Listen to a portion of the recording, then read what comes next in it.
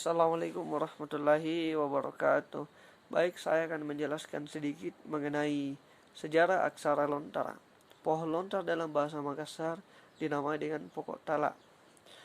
Pohon lontar ini banyak dijumpai di daerah Sulawesi Selatan. Seluruh bagian dari pohon ini dapat dimanfaatkan dan dapat bernilai seni apabila dikelola dengan baik. Salah satu bagian terpenting dari pohon ini yaitu daun. Dahulu kala dijadikan wadah untuk menulis sebagai pengganti kertas. Nah, mengapa aksara di Sulawesi Selatan dinamai dengan aksara lontara? Karena ditinjau dari segi etimologi, terdiri dari dua kata yaitu raun yang berarti daun dan talak yang berarti lontar. Pada kata raung telah mengalami metatesis. Dan metatesis adalah perubahan letak huruf, bunyi, atau suku kata dalam kata. Contohnya perubahan L dan R pada kata raun lontara. Aksara lontara juga merupakan salah satu jenis aksara yang dipergunakan sebagai alat tertulis di kalangan masyarakat Bugis Makassar, baik dalam menulis buku pelajaran di sekolah atau maupun dalam menulis surat menyurat. Bismillahirrahmanirrahim. Assalamualaikum warahmatullahi wabarakatuh.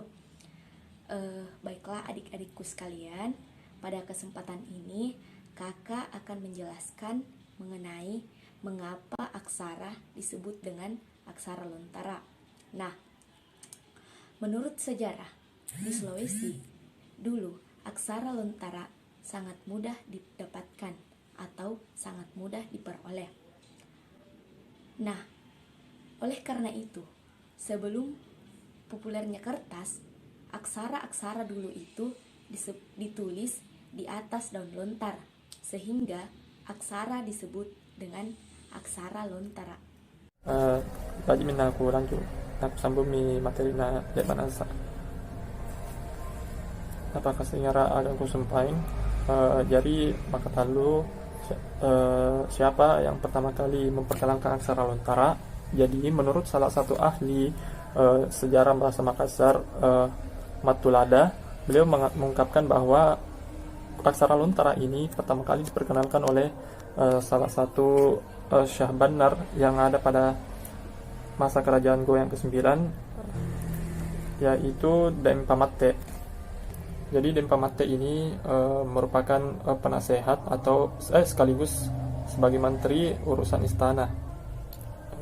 Pada saat itu Karaeng Tumapak Risi Kalona memberikan titah kepada Daeng Pamatte untuk menciptakan aksara yang dapat dipakai sebagai alat tulis menulis.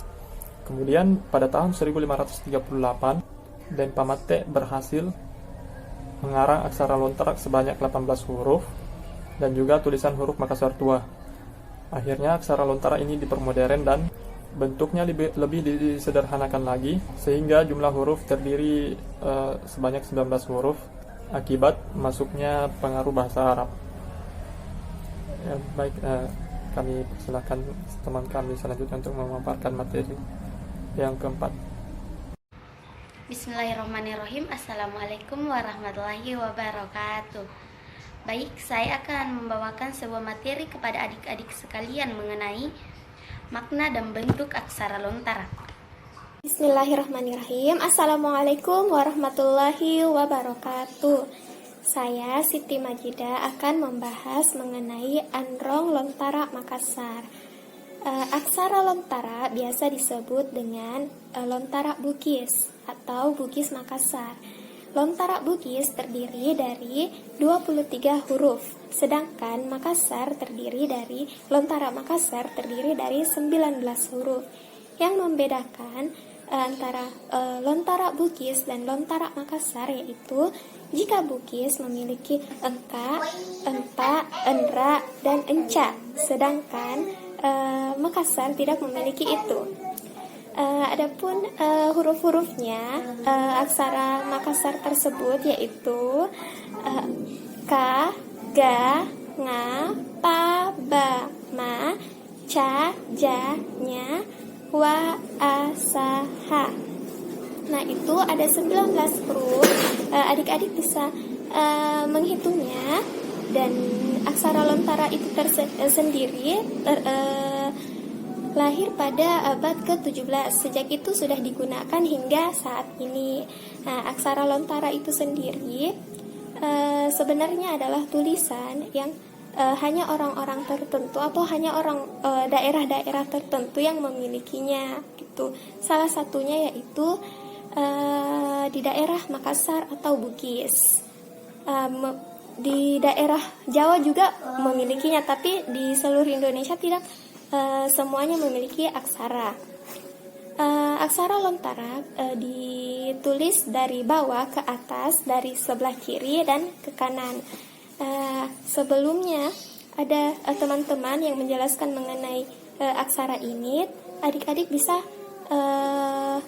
melihat video-video sebelumnya atau setelah ini. Terima kasih, itu dari saya. Assalamualaikum warahmatullahi wabarakatuh. Bismillahirrahmanirrahim. Assalamualaikum warahmatullahi wabarakatuh. Saya Hajra. Baiklah, saya akan melanjutkan dari pemaparan materi Saudari Majidah mengenai huruf lontara. Nah, mengapa sih aksara lontara itu penulisannya itu memiliki garis tebal dan tipis? Nah, orang Bugis Makassar itu tidak hanya sekedar menamakan garis tipis dan tebal, tetapi di balik itu semua ada maknanya. Kira-kira apa maknanya, adik-adik? Baiklah, di sini saya akan menjelaskan maknanya, yaitu di dalam kehidupan kita ini selalu berputar, seperti bagaikan roda yang berputar, silih berganti. Kadang kita di atas, kadang kita di bawah. Nah, kadang kita merasa sedih, merasa kesal, ada merasa kecewa, ada merasa putus asa. Tapi di balik itu semua, pasti kita akan ada saatnya merasakan yang namanya kebahagiaan, tertawa, merasa puas atau sukses, bahkan kita merasa sangat bahagia. Nah, begitulah kehidupan kita yang silih berganti. Nah, garis tipis dan tebal itu jika dimulai dari bawah ke atas penulisannya itu memiliki garis yang tebal, sedangkan dimulai dari atas ke bawah itu garisnya tipis. Nah, seperti ini contohnya cara penulisan aksara lontara. Nah, yang telah saya tulis, nah ini dia. Ini terdapat jelas ada garis tipis dan tebalnya, karena saya menggunakan spidol, dan itu spidol saya sudah iris pakai silet seperti spidol kaligrafi. Oke.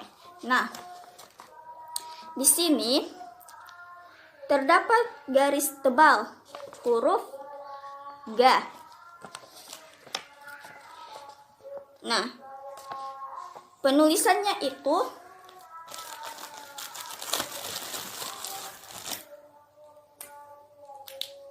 dari bawah ke atas.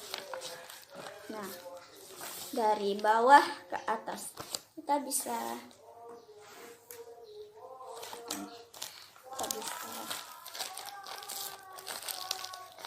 kan dari bawah ke atas seperti ini. Seperti ini, bawah ke atas. Oke. Nah, karena saya pakai pulpen, jadi dia tidak jelas garis tipis dan tebalnya. Jadi, jika garis tebal, saya tebalkan saja ya. Asalkan dia bawah ke atas itu tebal. Sedangkan kalau kita mau bikin garis tipisnya yang seperti ini, nah ini kita mulai dari atas ke bawah seperti ini. Atas toh, kita turun ke bawah. Nah, ini garis tipisnya. Nah, selanjutnya ada lagi terdapat garis tebal. Nah, garis tebal kita seperti yang saya telah katakan, dimulai dari bawah. Nah, kita ambil lagi dari bawah, terus kita garis. Nah, di sini saya kasih garis tebal ya. Nah, di sini ini saya pakai pulpen jadi tidak terlalu jelas. Oke. Nah, setelah itu terdapat lagi garis tipisnya. Nah, garis tipisnya itu kita bisa dari atas ke bawah. Oke. Nah, maaf ya, ini tidak terlalu rapi, tapi ini yang yang telah saya contohkan sebelumnya. Nah, itulah cara penulisan aksara lontara yang memiliki garis tebal dan tipis. Oke. Selanjutnya saya akan menunjukkan huruf-hurufnya yang telah dijelaskan oleh Ukhti Majidah. Ya. Inilah huruf-huruf aksara lontara yang sudah saya tulis. Bisa kita lihat. Situ ada ka, ga, nga. Di situ sudah saya kasih garis tipis dan tebalnya. Ka, ga, nga, pa, ba, ma, ta, da, na, ca, ja, nya, ya, ra, la, wa, sa, a, ha. Nah, itu sudah tadi saya tunjukkan pada adik-adik sekalian. Semoga bermanfaat dan adik-adik sekalian sudah bisa mengetahui apa-apa saja itu huruf lontara dan bisa mengetahui tata cara penulisannya dan makna yang tersirat dari aksara lontara tersebut. Terima kasih. Maaf jika ada kesalahan baik perkataan maupun perlakuan saya. Mohon dimaafkan. Assalamualaikum warahmatullahi wabarakatuh.